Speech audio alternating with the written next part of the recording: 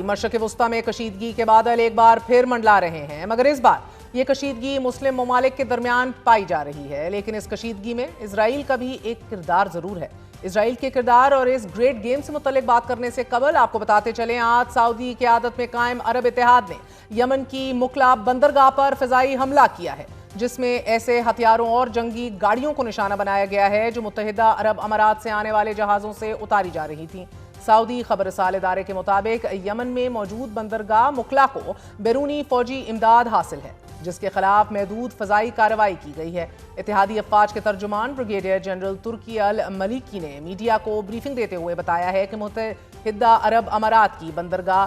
Fujairah سے آنے والے 2 بحری جہاز ہماری اجازت کے بغیر ہفتہ اور اتوار کو مکلا بندرگاہ میں داخل ہوئے۔ انہوں نے اپنے ٹریننگ سسٹم غیر فعال کر دیے اور متحدہ عرب امارات کی حمایت یافتہ سدرن ٹرانزیکشنل کونسل کی فوجی عنایت کے لیے بڑی تعداد میں ہتھیار اور جنگی گاڑیاں اتاری گئیں۔ حملہ عالمی قوانین کے اندر ہوتے ہوئے کیا گیا اور اس حملے کی درخواست یمنی صدارتی کونسل کی جانب سے کی گئی تھی۔ سعودی قیادت میں قائم فوجی اتحاد نے حملے کی ایک ویڈیو بھی جاری کی ہے کہ جس میں دونوں جہازوں کے لنگر انداز ہونے کے بعد ہتھیاروں کی منتقلی بھی دیکھی جا سکتی ہے۔ یمن میں فضائی حملے سے متعلق ترجمان سعودی وزارت خارجہ نے اپنے بیان میں کہا ہے کہ یمن کے صوبے حضرموت میں جاری کشیدگی سعودی قومی سلامتی کے لیے خطرہ ہے۔ یمن میں برادر ملک متحدہ عرب امارات کے اقدامات پر مایوسی ہوئی ہے اور قومی سلامتی کے لیے خطرہ سعودی عرب کی ریڈ لائن ہے۔ سعودی تمام ضروری اقدامات اٹھانے سے نہیں ہچکچائیں گے اور کسی بھی خطرے کا فوری اور مؤثر رد عمل دیا جائے گا۔